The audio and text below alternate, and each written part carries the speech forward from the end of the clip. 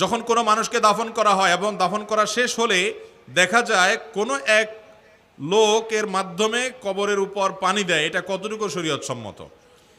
ভাই, কেউ মারা গেলে তার কবরের উপরে নিয়মিত পানি দেওয়ার বিশেষ কোনো ফজিলত নাই।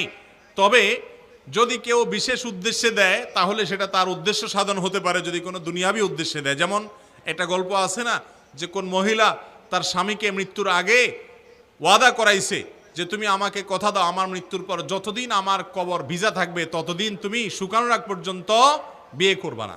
স্বামী বলছে ঠিক আছে, ওয়াদা করলাম।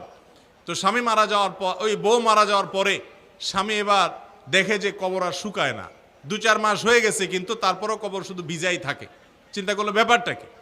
পরে একদিন দীর্ঘ সময় পর্যন্ত দূর থেকে মনিটর করছে যে কোত্থেকে কবর ভিজে। পরে দেখে যে ওই মহিলার ভাইয়ে এসে কবরের উপরে পানি ফেলা দিয়ে যায় প্রতিদিন একবার করে।